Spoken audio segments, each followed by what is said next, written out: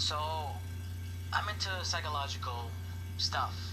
Um, and there's this one show I like, Experiments Lain, and the show's great. It's not for everybody. There's definitely you need to look at the show abstractly and be open-minded to it. Because if not, you're gonna be like, this show's so confusing. I don't know what's going on. You're not gonna be interested. But so yeah, you need to be open-minded. And there's a lot of websites out there that explain what the show, what the show means and stuff. Like, this is what Lane is, blah blah blah. However, I haven't seen anything that explains what specific scenes in each episode are. And so it could be like, you can go on this website. It's like, yeah, it explains what the show's about, but it doesn't explain what that scene was, and it can lead to a lot of confusion. And so I figured I would just go through each episode and explain certain scenes, which are pretty important. Heads up, there are gonna be spoilers because to explain some things, you need to go further. You need to look into further episodes because it could be like, so something happens in like episode 2, and it doesn't get explained until episode 11. But it's so subtle that some people might have just forgotten about it. So yeah, with that in mind, let's look at episode 1. So in the beginning, you see Chisa, the girl who commits suicide, and the big thing is that she's clutching her chest. Now,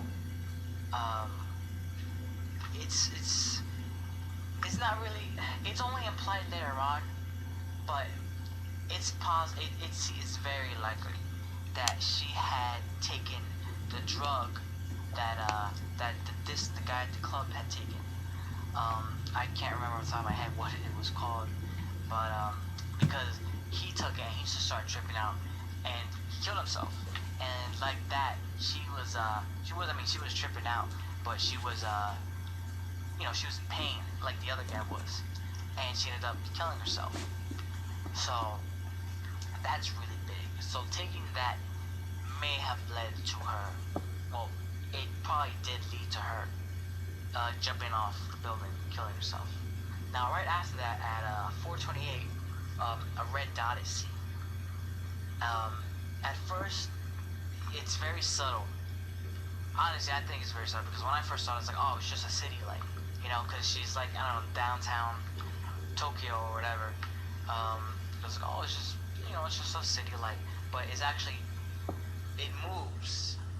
I mean, it's very subtle, but it moves. So it's definitely those two guys. They were watching her. Now, as to why they were watching Chisa, it's very possible that they were just seeing the effects that the drug had on people. I mean, they know that's what they do because those guys are working for Tachibana, I believe they were called. Yeah. So that was pretty big. Now we get into Lane. Now at minute 6, she's in the train, and you're hearing all these noises and everything, and she's like, can you just shut up? And then everyone's like, what? Like, people are like, huh? Because you can tell that no one was talking. So, like, they're like, well, who's this girl talking to? Now, this is the first sign that Lane is God. Because God, she can connect to everything, and she doesn't realize she's God yet. But, because she's connected to everything, she can hear what's going on all around her. She just can't discern what's going on in front of her to what's going on, on the other side of town. Also, throughout the episode, it kind of seems like she's like taking acid or something, because all these weird things keep happening to her. At one point, she has smoke coming out of her hands, and this goes into the whole thing of her being God. The thing is that she doesn't realize she's God, so she can't discern what is reality, what's in the wired, and what she's just doing on her own. So the smoke coming out of her hand, she's doing it entirely by herself. She just doesn't realize it. Um, so next part is 1413. Now this is more about because Serious Experiments Lain, it touches on a lot of topics um, about life, commentary on religion, society, all these things. Um, Especially in the beginning half of the series, it's definitely commentary on society. Um, the later half, it's all about it's more philosophical. It's like, who am I? You know, what am I? Such a thing. But at 1413, um, Lane is talking to her mother, and she's talking to her mother about suicide, about the fact that she's committed suicide, and the mother is totally indifferent.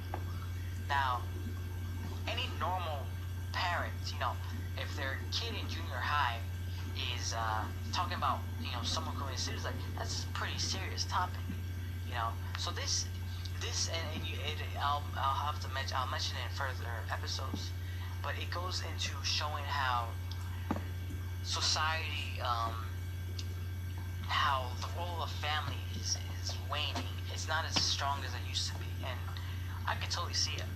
And it's funny because the show was made in 1998, right?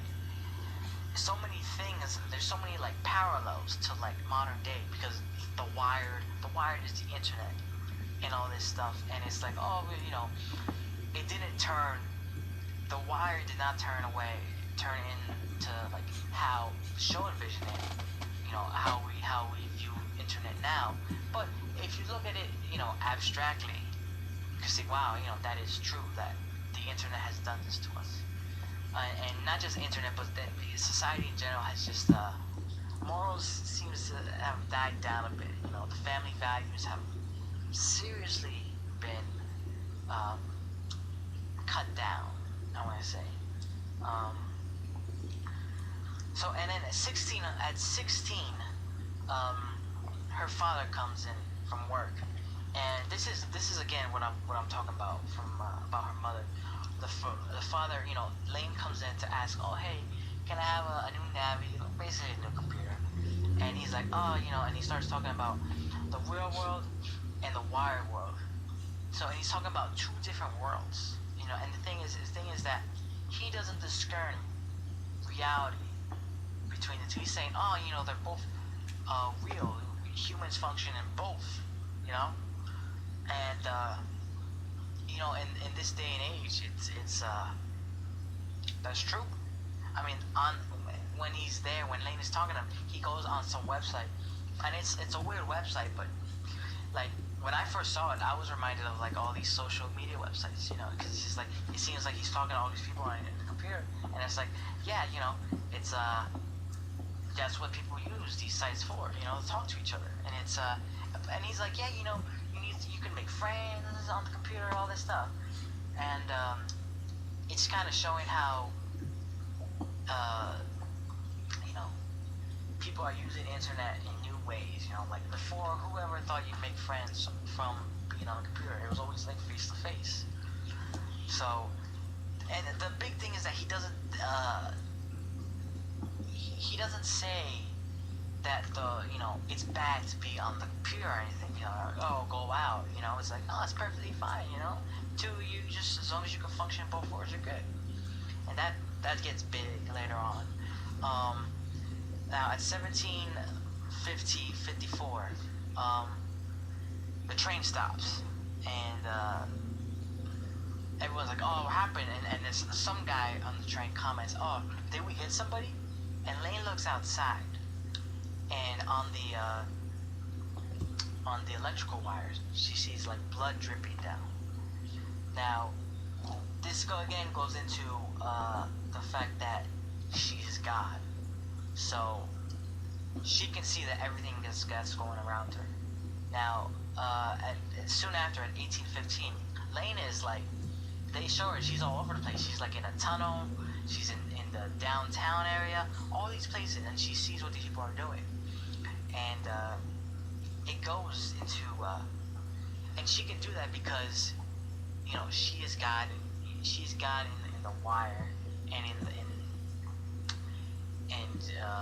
in the real world, and so you see everything that's going on around her, and she can see what she's specifically able to see all this stuff through the wire. And what they show it, right, that she sees that the train actually did hit somebody. Like, she watches the girl get hit and killed subsequently. It seems apparently. Now, who this girl was, it doesn't really play a role. It doesn't seem to play a role to me. The big thing is that Lane was able to see that this happened. Like, the girl was actually hit. The guy was right, and she was able to see her get hit. And it jumps into the next scene, and she's 2012, and she's crying. And this is big because she never left the classroom. She was there in the classroom the whole time, but she knew that this girl got hit. Now, this can go into the whole, is there more than one Lane? Now, I'm inclined to say yes, that there was that. No, there are 3 lanes. There are 3 lanes.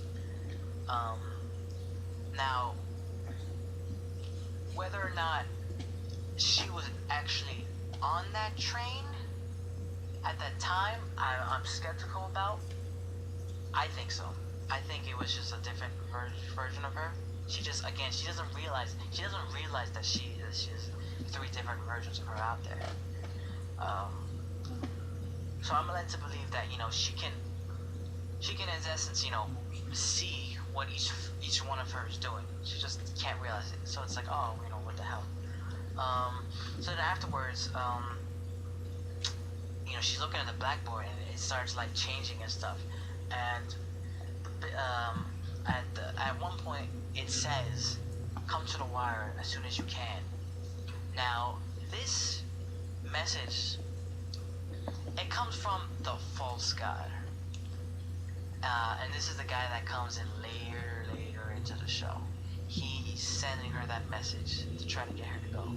So he, even though he isn't God like Lane, he does have some power, and he's able to influence certain events.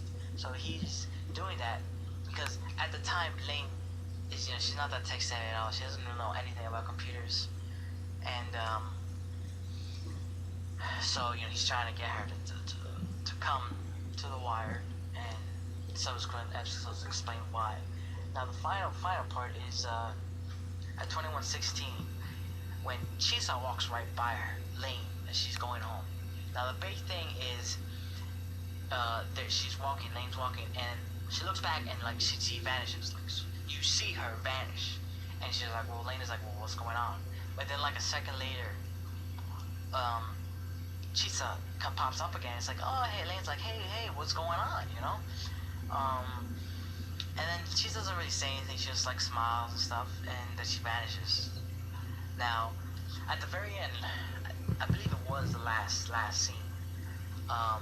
Lane is in the shadows, and the thing is with these shadows is they represent the connection between the real world and the wired. So the shadowed is the wired.